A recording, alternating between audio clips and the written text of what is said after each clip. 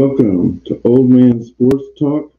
I'm your host, Old Man Nate, and this is going to be a special show today, going over college football playoffs that start this afternoon here in just a couple hours, and I'm going to go over, break down the games a little bit for you guys, and then give my predictions on who I think will win and that sort of thing. So. Um, if you guys have any questions or comments, feel free to comment in the in the section here. Um, first thing I'm going to go over is let me bring this in a little bit. Is do you guys think that we have the right teams for the playoff? Um, so the top 10 is Georgia and Michigan. I don't think there's any question about those two. They're both undefeated, won their conferences. So I don't think there's any question about those two not belong, or if they belong or not. I think they're in probably where they even should be, 1 and 2. Then you got TCU, who finished 12-1, Ohio State 11-1, Alabama 10-2, Tennessee 10-2, Clemson 11-2, Utah and Kansas State at 10-3, and then USC at number 10 at 11-2. So just starting it off, really, you got two other Power Five teams that with just one loss.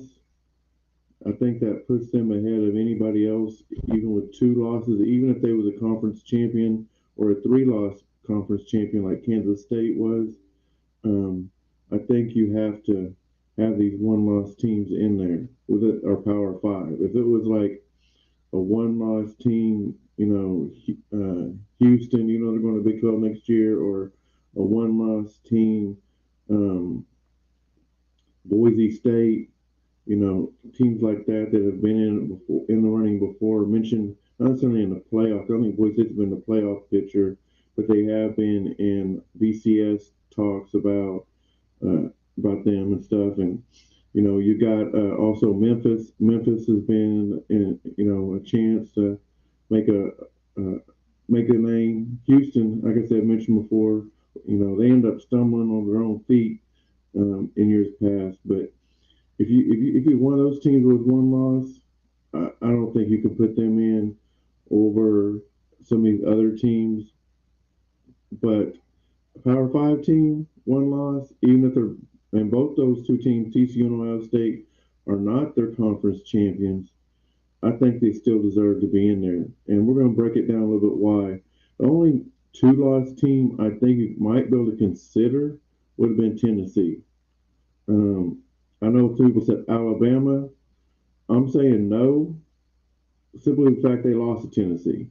All right, they lost to Tennessee by one, or no, by three. They lost to Tennessee by three.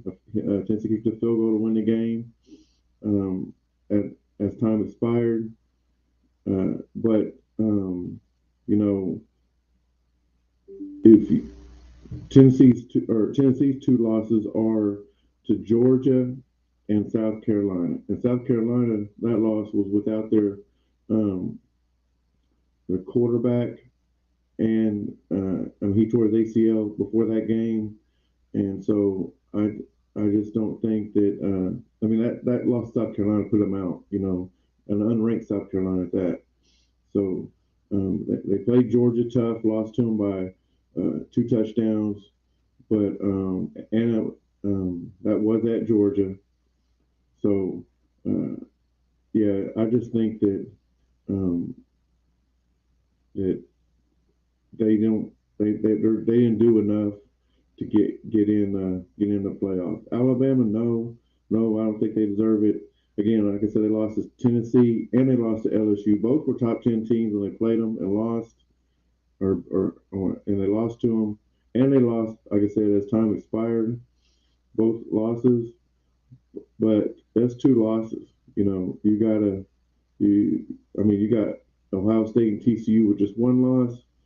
You got to give them a chance. So I do. without any question, think we have the four best teams in college football in the playoff.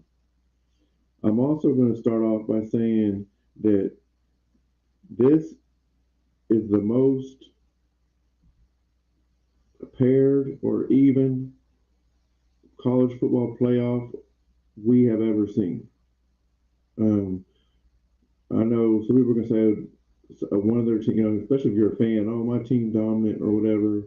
Um, we're going to break it down here in just a little bit. I'm going to break it down, show you some stuff, or talk to you about some stuff to I think backs up my statement. But you know, there's been a times where every team in the playoff has struggled a little bit, and there's been times this season where they've all dominated. And so that, I mean, even the stats, the rankings, their national stats rankings, where they're at on, deep total yards and total defense and all that, is pretty even. So there's a couple of them that are a little off, but for the most part, they're pretty even. So let's go ahead and break it down. Um, so we'll start with the first game today between TCU and Michigan. TCU, let's take a look at their schedule, who they played this year. They start off the season playing at Colorado, and they won that game 38-13. Not a great matchup this year. And it's great opener for TCU. But now a lot of times I don't keep in mind. A lot of times when you schedule these non-conference games, they're done years in advance. So very rarely are they done right before the same the year before the season. It's usually 3 or 4 or sometimes 10 years in advance. I know OU's got some teams scheduled out all the way into 2030 something. So there are a lot of times they're done years in advance. So when they scheduled Colorado, they probably didn't expect Colorado to be as terrible as they were this year, and Colorado finished the season 1-11. So their only win was against California. Again, another Pac-12 team that wasn't really that good either. So then they went on from Colorado. They played Tarleton, and they won that game 59-17. Tarleton is a smaller school. I don't believe they're I call it Division One, FBS or FCS, whatever they call it now. They're not. I don't think they're one of those. I think they're a little smaller than that. And Charleston only finished 6-5. So they started off first two games against teams that weren't very good, which a lot of schools do that because they don't get no scrimmages. So it's their way of tuning things up. As a fan, we don't enjoy it because we want to see some good football games. But if you're a coach or administrator, sometimes that's what you got to do to get your team in a chance to play for a championship, whether it be a conference championship or, in this case, the national championship. Then they went across town to play at SMU. That's a rivalry game. It's non-conference, but that's Fort Worth versus Dallas. So it's a big game, and TCU come away with the win on that one, beating SMU 42-34. SMU didn't have a great year either. They finished 7-6. So the three non-conference games that TCU scheduled, the teams didn't even combine for a winning record. They combined for a record of 14-22. That takes us into conference play, and they started off. The conference playing my Sooners, and they took it to them. They beat Sooners 55-24, and as you know now, my Sooners finished with a losing record after losing the other night to Florida State. They have a losing record of 6-7. So,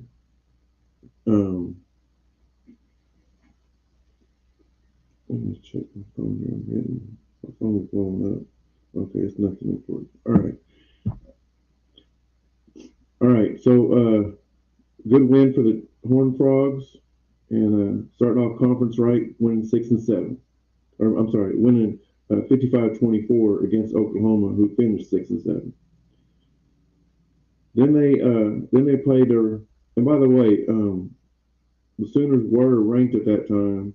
They obviously didn't finish season ranked, but they were ranked at that time, number 18. So that was their first ranked opponent they played at the time, and like I said, they took it to them. Then the next week they played at number 19 Kansas, and at that time I believe Kansas was undefeated also, and game day was there.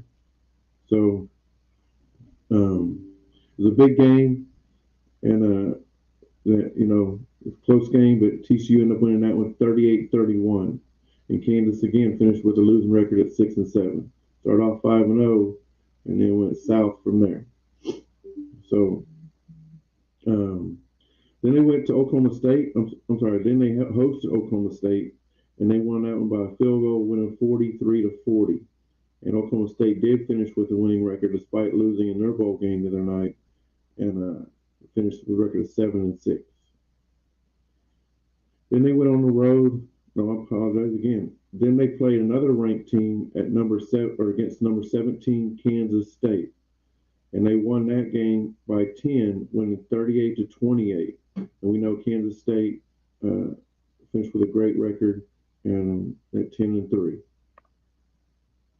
Then they played at West Virginia, and they won 43-31. And West Virginia also finished with a losing record at 5-7. They played Texas Tech. Hosted Texas Tech and won by 10, winning 34-24. Texas Tech also finished with a winning record at 8-5. Then they went on the road and won at Texas. I believe this was Thanksgiving weekend around that time, and probably the most physical game they played. And by the way, it was the only ranked opponent they played on the road. So this was their biggest test for the season, and they won. They won, winning by a touchdown, 17-10. And I will say, and if you watch that game, really TCU dominated that game. They only won by a touchdown, but it didn't even seem that close. Texas scored, I believe, a late touchdown to make it within a touchdown. But yeah, 17-10 was the final. Texas, despite losing their bowl game, also finished with a record of 8-5. Then they went to Baylor, and I think this game probably showed the type of character that TCU has, because they won. They won with a last. Matter of fact, they won with a field goal as time was expiring. If you guys remember, this is a game where and Baylor was winning the whole game, and TCU managed to come back. They had no timeouts, and he ran the ball. Didn't throw a pass. He ran the ball he was tackled with like 18 seconds to go in the game. They didn't have any timeouts, so they ran the field goal unit onto the field right when he goes down. Couldn't spike the ball because it was fourth down, so he couldn't spike the ball trying to stop the clock. So they ran the field goal team on to kick a field goal, got set in time, and snapped the ball and kicked it with like 3 seconds to go in the game, and it went through the uprights, and TCU won. So sometimes you got to have luck. Well, a lot of times it's not just about how good the teams are. They got to have a little bit of luck involved. And you can call that luck. You can call that great coaching. And I say great coaching because that had to be something that they practiced over and over and over and over. It wasn't like they just decided, right then and there. They probably practiced that whole situation where they ran a play, got tackled, ran the field goal team on the field, and timed it. Make sure they had it down. Probably gave them 15 seconds to do it. That way you got extra seconds. So great job by the coaching staff to get that instilled into their players, and was able to do it. And they pulled off the win. Baylor, even though Baylor finished with a losing record this year at 6-7, they again from the Big 12 here, they lost their bowl game. Okay, so Baylor finished with a record of 6-7. Then they finished off the regular season hosting Iowa State. Iowa State was not very good this year, so they blew right through them, winning 62-14. Iowa State finished with a record of 4-8. That took them undefeated through the regular season, going to play Kansas State for the Big 12 championship. Like I said, they had beaten Kansas State earlier in the season by 10 points at home. And you might say this was a home game also because it was in Jerry's World there in Dallas.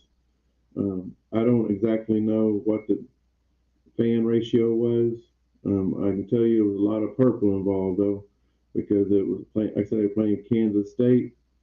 It was a great game, and Kansas State actually ended up on top, winning by a field goal, 31-28 in overtime.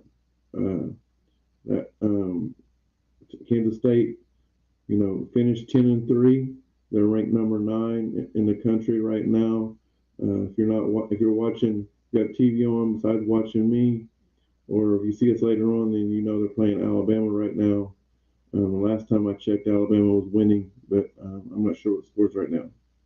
So they ended up, the teams they played this year finished with, and that's both non-conference and conference, barely a winning record of 84-80.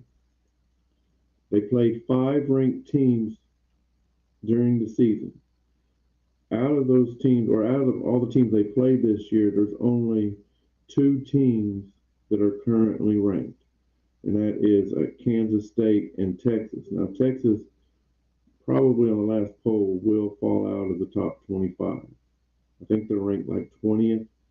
Like I said, they lost in their bowl game.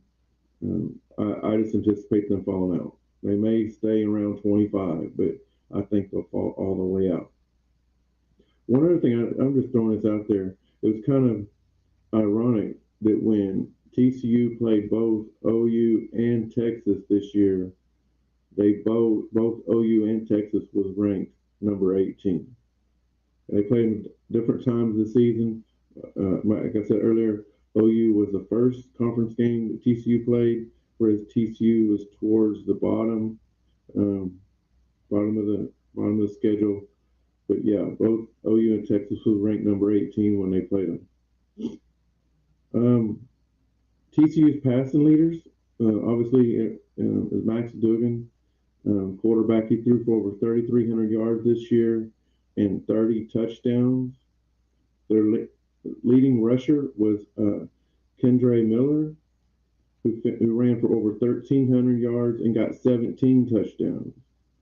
The leading receiver is Quentin Johnson, who had over 903 receiving yards this year with 5 touchdowns. If he somehow is able to get 100 yards today, then he would be a 1,000-yard receiver. They're averaging as a team 273 passing yards a game. That's 25th in the country. They're averaging over 200 rushing yards per game, and that's 24th in the country. Averaging 473 yards a game, that's best for 14th in the country. They're also averaging 40.3 points per game, which is 5th best in the country. Their offense is really good. Their defense is holding their opponents to 235 passing yards a game. That's 83rd in the country. 149 rushing yards per game. That's 64th in the country.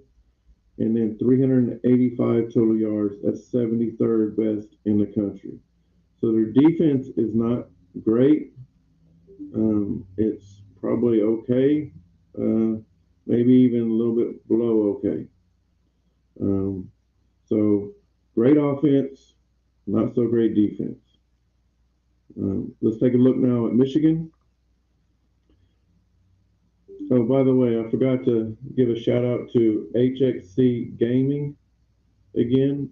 It's my buddy Ricky, and on Monday night I'm going to have a special guest on the show, and we're going to break down the OU season and look at the future of OU's season. And my special guest is going to be HXC Gaming Ricky. All right, so old man Ricky will be on the show on Monday night. Tune in. All right. Also, want to give a shout out to A&K Engravers. So if you're looking for tumblers to be made, um, just get with A&K Engravers. You can email me or comment, and I'll get you the way to contact them. All right.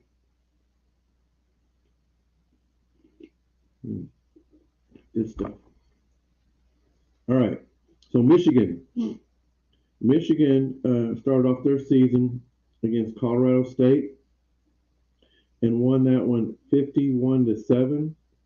Colorado State finished with a record of 3-9.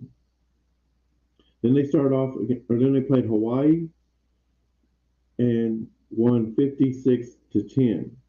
Hawaii finished with a record of 3-10.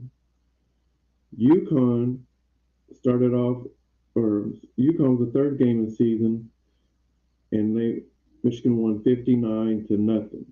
UConn finished with a record of 6-7. They also did go to a bowl game, but they lost their bowl game. So their three non-conference games were combined with a record of 12-26. So again, like I mentioned again with TCU, sometimes schools schedule easier opponents because there is no scrimmages, and it gives you 3 games to basically get warmed up before you head into conference play. The only thing I'm going to say really when it comes to non-conference about those is Michigan didn't try to schedule anybody that was going to be any good. They didn't. All 3 of those guys none of them been good in 20, 30 years. All right, Colorado State may have a winning record every now and then, but they don't compete for conference championships. They haven't been ranked, and I don't know when. And they're not competing for anything. So they went out purposely to schedule tune-up games, whereas TCU at least. And I do not know when they made the schedule, so I can't say exactly that, Colorado hasn't been good for a few years either. Really, I think they've had one good season since they left the Big 12. And they was a contender in the Big 12. They was, but TCU wasn't in the Big 12 at that time either, so they didn't get to play each other. And now SMU, though, and I think they pretty much play every year. Like I said, that's a rivalry game. So, and SMU has not been bad. Like, they finished the winning record this year, and they have finished with winning records probably the last 6 or 7 years. So, excuse me. Now, moving on though, Michigan's conference schedule. They start off at home against Maryland, and they won 34-27. And Maryland was not bad this year. Okay, they won their bowl game, and they finished with a record of 8-5. So I want to that brings me to their first 4 games were at home. They did not play an away game in the month of September, and their first road game was at Iowa, and they won that one 27-14. Iowa was okay this year. They did finish with a winning record, and they're playing their bowl game right now.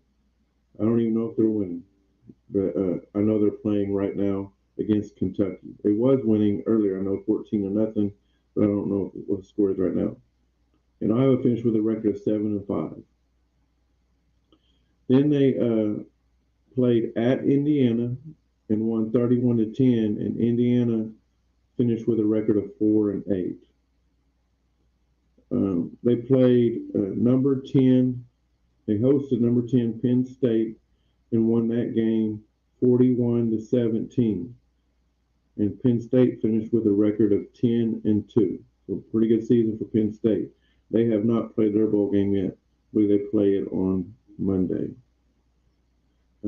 Michigan. Then they hosted Michigan State and won that one 29-7. And Michigan State finished with a record of 5-7. Then they went to Rutgers and won 52-17. And Rutgers finished with a record of 4-8. Then they played Nebraska and won 34-3, and Nebraska also finished with a record of 4-8. They played Illinois and won 19-17 in what was their closest game of the season, and Illinois finished the record of 8-4. Then they had their big rivalry game at number 2 Ohio State, and they won that one 45-23. And Ohio State's only loss was that Michigan game. And then they played the Big Ten championship game against Purdue, where they won 43-22. And Purdue finished with a record of 8-5. So the overall record was 81-79, so just barely above 500. They only played 2 ranked teams this season, and it was Penn State and Ohio State, and both of those teams are still currently ranked. So their schedule was really weak, but you can only play the teams on your schedule. You can't go out there and try and find other teams to play once the schedule is put together. But in a lot of those games were blowouts, which is what you're supposed to do. If you're playing against subpar teams, it shouldn't be close games. It should be blowouts. So the leaders of their team, the quarterback J.J. McCarthy, he threw for over 2,300 yards and 20 touchdowns. Their leading rusher was Blake Corum, who ran for over 1,400 yards and 18 touchdowns. And then their leading receiver is Ronnie Bell, who had 754 receiving yards and just 3 touchdowns. Now, one thing to note, though, is their leading rusher, Blake Corum, is going to be out. His season is over. He had a meniscus injury. Don't know exactly the extent of it, but there is no way that he can play the rest of the year. He had surgery recently to repair it. So his season is over. That is your main running back. So I think it hurts a little bit, but I will say their backup, who played a lot in almost the whole game against Ohio State, still looked pretty good. Ohio State kept him bottled up in the first half, but in the second half he was able to get loose a few times, and that was a difference in the game right there. So as a team, they're averaging 210 passing yards a game. That's 93rd in the country. They're averaging 243 rushing yards per game, and that's 4th best in the country. For 453 total yards, that's 17th best in the country. Their defense is given up 191 passing yards a game. That's 22nd best in the country. 85 rushing yards per game. That's 3rd best in the country. And for a total of 277 yards, again, that's 3rd best in the country. So looking at this, especially just what I just finished right there, it would seem that Michigan probably would win this game simply because their defense is better than TCU's defense. I think in saying that, sometimes, though, I will say this, sometimes when you play weaker opponents, then those stats can be inflated a little bit, both on you having higher numbers and you being able to stop the lower opponent to make it less numbers. Now, I did watch them against Ohio State, and they looked really good, which we'll go over Ohio State's weaknesses in a little bit. But um, one thing about TCU is they are very balanced. They're 25th best in the country passing and 24th best in rushing. So they're not one dimensional. Whereas Michigan's main thing they wanted to do was run the ball. Everything is based off of their run game, including their quarterback, who is going to be their leading rusher coming into the game because Blake Corum is out. So um, looking at this all together, I mean, it's going to be, like I said before we started going over breaking down the teams, that this is the most even playoff. The four teams, all four teams are pretty even. And again, I think this is pretty even. I do think that Michigan is going to struggle unless they get, they're going to have to get TCU in third and long, knowing that they're going to pass the ball. Okay. Max Duggan is a freaking beast. He didn't go to New York City for Heisman, get Heisman votes just because his name is Max. He went there because the dude is freaking beast, and I think he can run the ball. He can pass the ball. He's a leader. He's a I mean, people just want to follow this guy, and that's what the rest of the team I believe is going to do. So I am picking TCU to upset Michigan today in a low-scoring game. I'm picking the final to be 28 to 24. TCU will score a late touchdown in the ball game to win the ball game. That's my prediction on this game. So 28-24 TCU over Michigan. Now let's move on to the second game of the night between Ohio State and Georgia. Ohio State started off the season playing number 5 Notre Dame and won the game 21-10. Notre Dame finished with a pretty good record, and they won their bowl game yesterday, also finishing with a 9-4 record. Then they played Arkansas State and won 45-12. Arkansas State finished with a record of 3-9. Then they played Toledo and won 77-21. And Toledo finished with a record of 9-5. Toledo's not a bad school, smaller FBS school. So Ohio State's non-conference record was pretty good. They had a winning record of 21-18.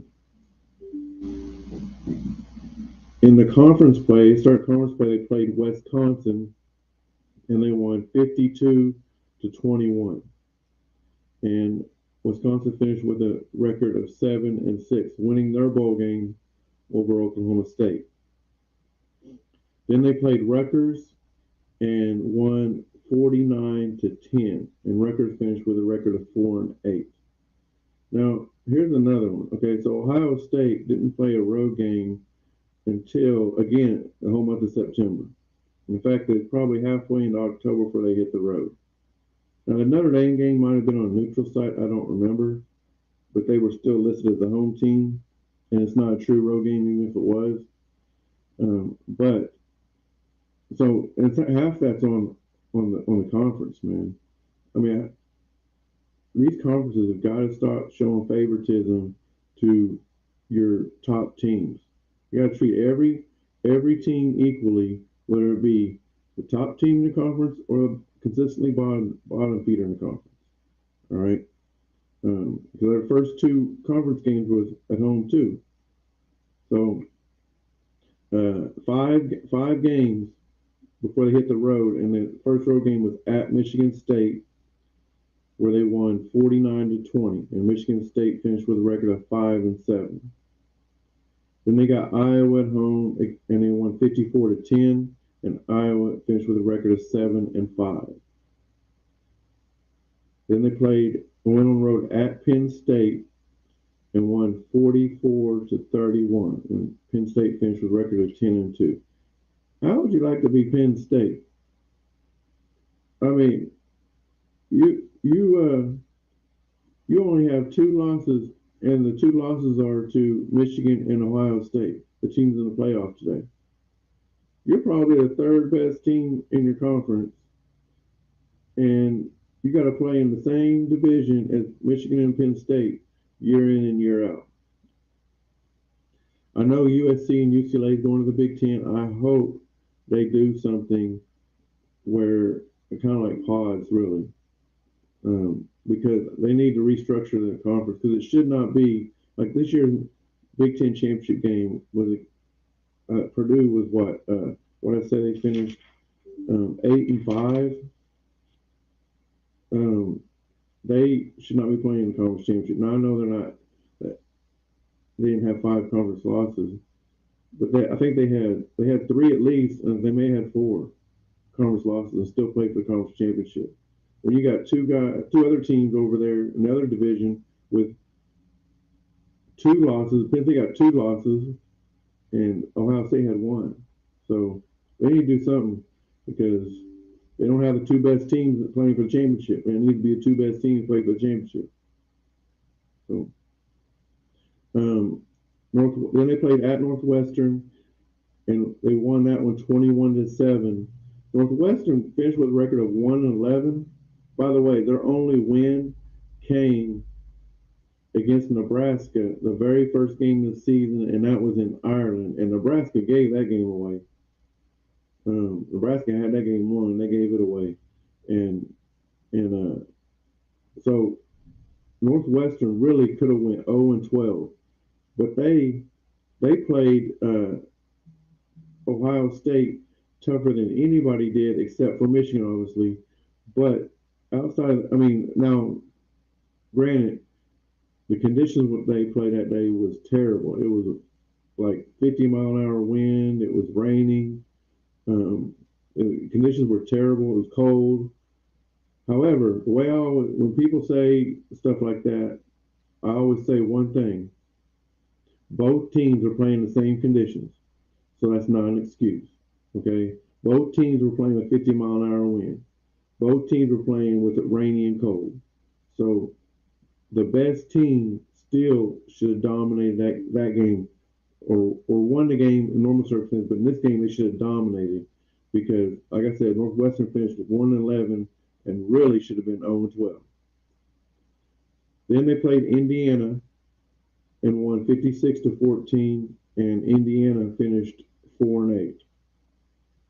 And they went to Maryland and won 43-30, and Maryland finished 8-5, including winning their bowl game.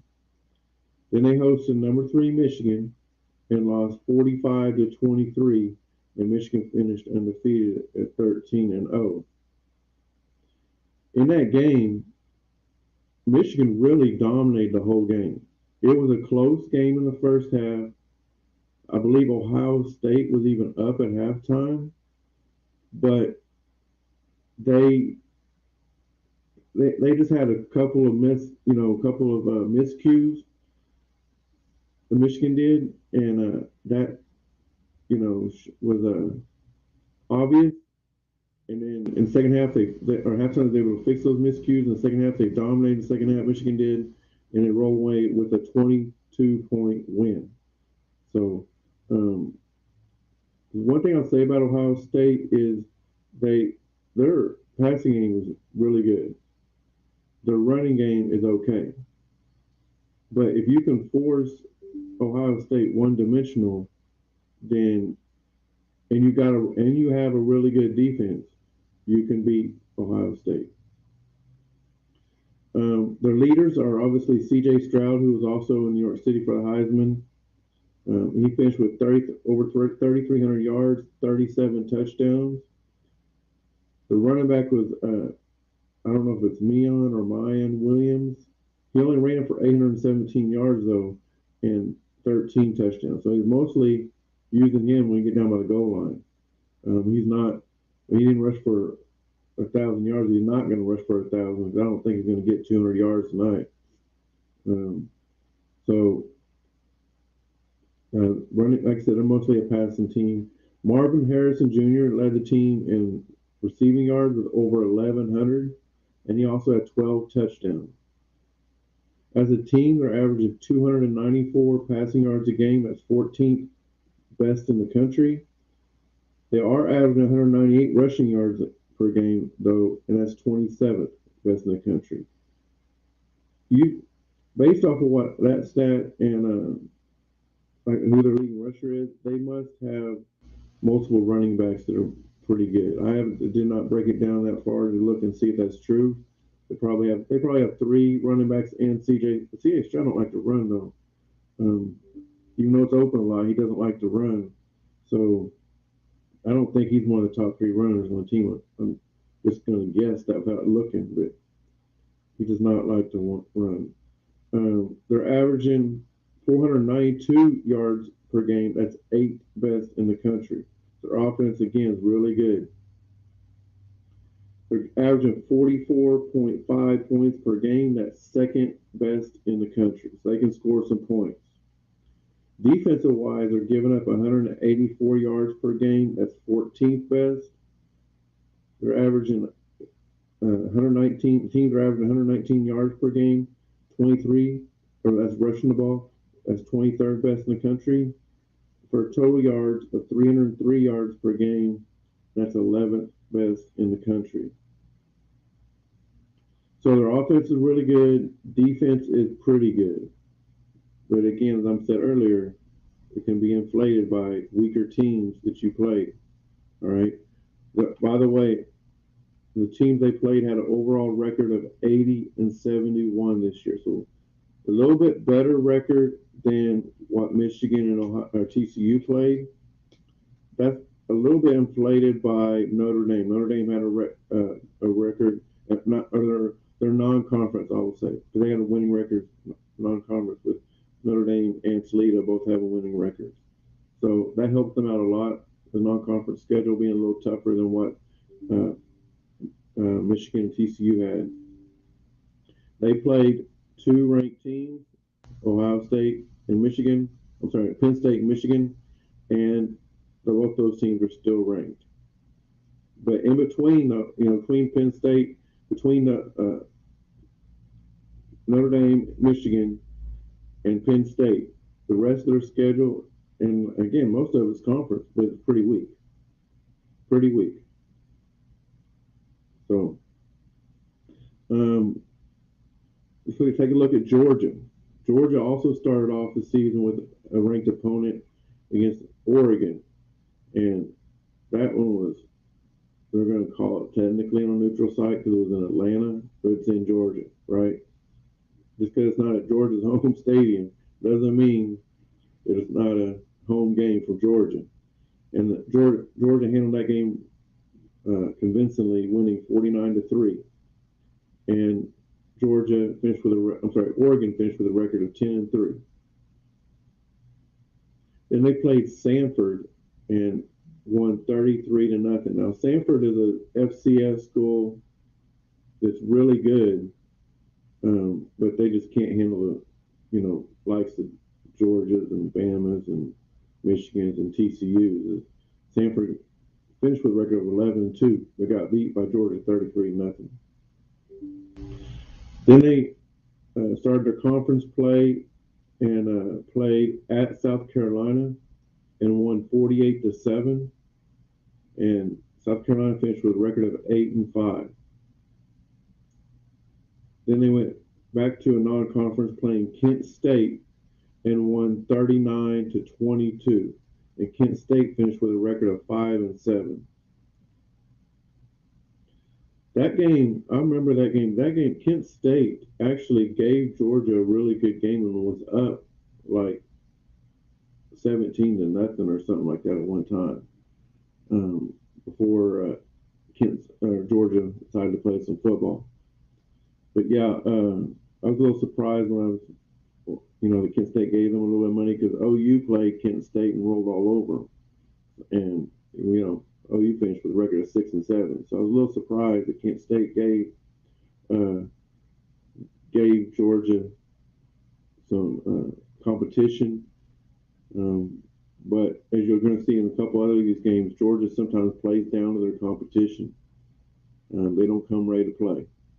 So, in fact, the following week they played at Missouri and they won 26-22. Missouri finished with a record of 6-7. So that's two back-to-back games they played against teams that finished with losing records that they barely escaped from. Well, Missouri really barely escaped from. I watched that game. Missouri gave that game away, but it was obvious Missouri was not the better team. And they had some luck involved with turnovers. Georgia had turned the ball over, gave Missouri the short field, and was able to take advantage of it.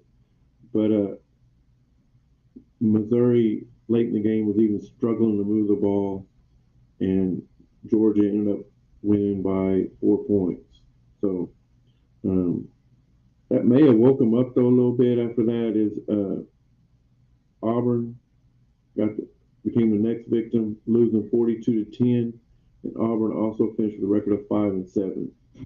Vanderbilt was next, losing 55-0, a record of 5-7. Florida, 42-20, a record of 6-7. All right, so and here we go with these conferences again, scheduling these favoritism towards teams. That's 3 home conference games in a row. 3 home conference games in a row. I bet you anything that all 3 of those teams, Auburn, Vanderbilt, and Florida, none of them have 3 home conference games in a row. But here we go, Georgia. Georgia's the best team in the conference right now. We got to make sure we ease up their schedule a little bit, make it a little easy on them. Got to make sure we make it to that big SEC championship so they have a chance to play for the national championship. Well, I hope they do the same thing to OU when OU come to that conference. I know we got to earn our stripes for a little bit, but dang, we're going to be one of the top dogs there. Maybe not right off the bat, maybe we'll see, but we'll be competing. We'll be competing. All right. Then they played number 1 Tennessee at home, and they won 27-13. Tennessee finished with a regular season record of 11-2. Then they finally played 2 road games back to back. At Mississippi State, won 45-19. We finished with a record of 8-4, and then at Kentucky, and won 16-6. And Kentucky was not that as good as people thought they were going to be this year. Finished with a record of 7-5. And Kentucky's playing right now, again against Iowa. I don't know what the score is on that. Maybe if somebody wants to text the score on it, text me the score on the comments. I can get an update out to everyone. Then they finished off with the last non-conference game against the in-state, I don't call it a rival, but who they play every year, Georgia Tech, and won 37-14. And Georgia Tech finished with a record of 5-7. Then they played the SEC championship against number 14 LSU and won convincingly 50-30. And LSU finished with a record of 9-4. And so Georgia played 3 ranked teams this season against number 11 Oregon, number 1 Tennessee, and then the SEC championship against number 14 LSU. But there are 5 current teams ranked in the top 25 that they played this season. When you throw in Mississippi State, who's currently ranked, and there's one more. Oh, South Carolina. Those teams, Mississippi State and South Carolina, was not ranked when they played them, but they are currently ranked right now.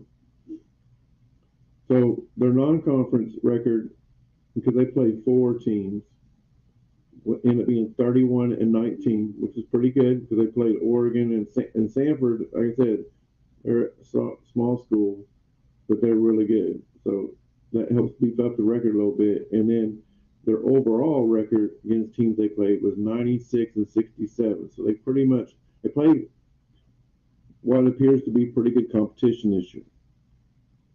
Um, they the leaders for their team, quarterback Stetson Bennett, who threw for over 3,400 yards and 20 touchdowns. Leading rusher was Kenny McIntosh, who ran for 709 yards and 10 touchdowns. And then their leading receiver was Brock Bowers, who has 726 receiving yards and 6 touchdowns. That dude right there is a beast. He's a game changer. He's a tight end that looks like an offensive lineman. And they got another one, too, that literally looks like an offensive lineman. But Brock Bowers is their main tight end. And so Ohio State, they got to contain that dude. If they don't contain him, it's going to be a long day for them. They're averaging 284 passing yards per game. That's 17th best in the country. 207 rushing yards per game, 17th best in the country. For a total of 491 yards per game, which is 8th best in the country. They're averaging 38.7 points per game, 11th best in the country. Their defense is giving up 215 yards per game. That's 51st best. Or 215 passing yards per game. That's 51st best in the country. Their rushing yards per game, they're giving up only 77 yards per game. That's best in the country. And then for a total of 292 yards per game, what they're giving up, 9th best in the country. So both of these defenses are really good. Both these offenses are really good.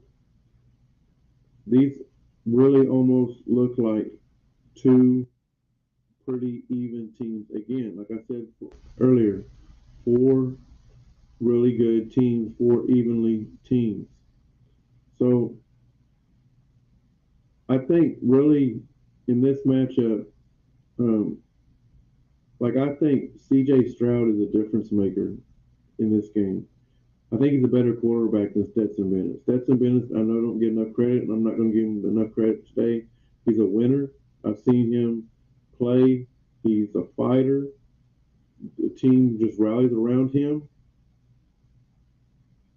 So I understand all that, but I think that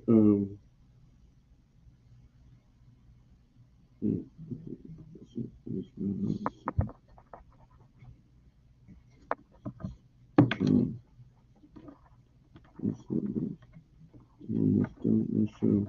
I just now noticed my volume probably sucks. You can hear me now better, can't you? If you're still online, type in if you can hear me better now. If I sound better, probably do. Um, so yeah, I think the both teams are pretty even. I just think the better quarterback is C.J. Stroud. Stetson Bennett, by the way, also was in New York City for the Heisman as well, and deserved to be there.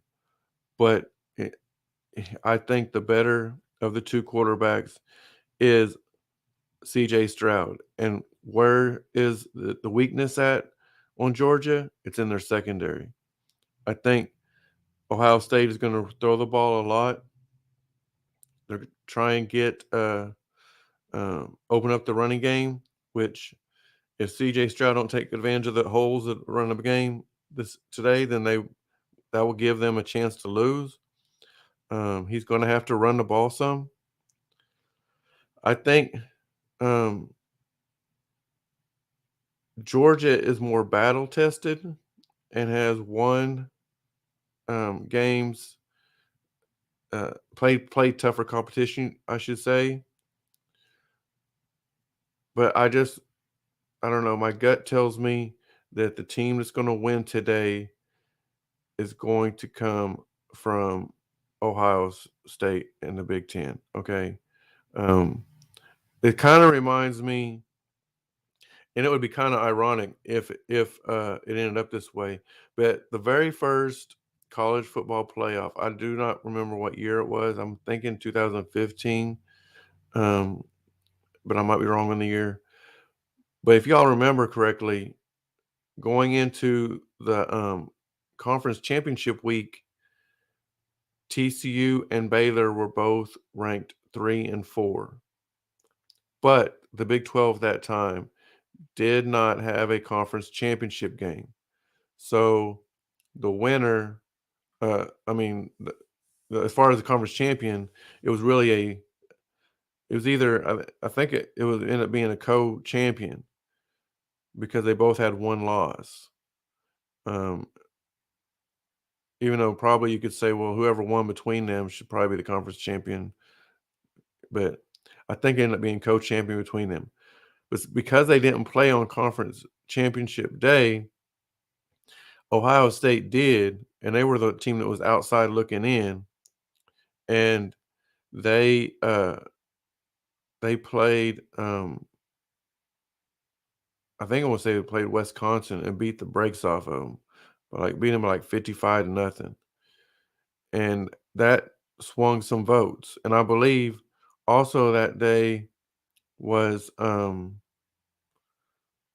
there was like another conference champion that lost, so they didn't fall out. Um, yeah, it was some weird stuff that happened that day. So Ohio State ended up jumping in, and both Baylor and TCU fell out.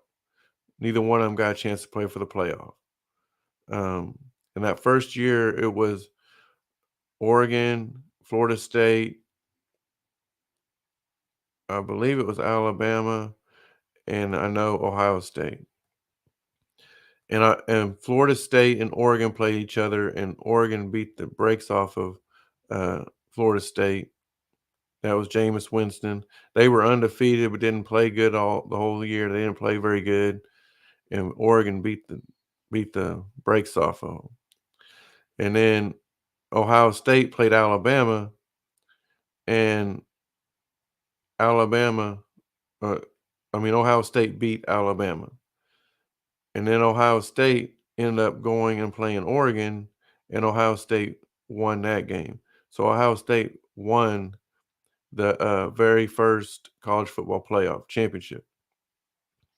But what I'm getting to is it would be ironic if Ohio State beats Georgia today, TCU beats Michigan. And by the way, TCU played who did they play in their bowl game? I forget who they played, but they won. And it would have been, there was a lot of people that said, well, TCU deserved to, really Ohio State wasn't the real champion. TCU deserved to be. Well, now we can figure that out. I know it's different years. We're talking about 7 years later. But if Ohio State wins today, TCU wins today, that would be a sight to see. And I can guarantee you they'll be talking about that, what could have been game or what should have been game. And we'll see who really would have, not that year, it wouldn't matter, but who, there'll be some bragging rights going on in that game now between Ohio State and TCU, if that happens, which I'm picking that to happen. I'm picking Ohio State to beat Georgia today. I'm picking Ohio State 35, Georgia 27 as the final. And I'm picking Ohio State to play TCU next Monday night for the national championship. I hope everyone liked the show today. If my volume switched and made it better there at the end, I apologize. I had forgot to plug my microphone in, and so it probably didn't even register until here at the end. So I apologize for all that. I hope everyone has a happy new year. As tomorrow is January 1st, 2023. Start the new year off right. If you're going out tonight, be safe. Be smart. Don't, as my one of my old sergeant majors used to say, don't do dumb things. So if you're going to go out there and have some drinks, make sure you be safe. Get you an Uber or a friend to take you home, or take a designated driver with you. Or if you're just going to be like me and just stay in, enjoy yourself. And uh, on Monday night, we will have a special guest, as I stated earlier. I'm going to break down the OU season and look at the future of OU's football. And that will take place on Monday night, scheduled for probably 8 o'clock. But enjoy the games today. We're going to kick off here in less than an hour. And if you like the show, please like and subscribe. And tell your friends about it and get them to like and subscribe. And I hope you guys have a safe New Year's, and we'll see you guys on the next show. God bless.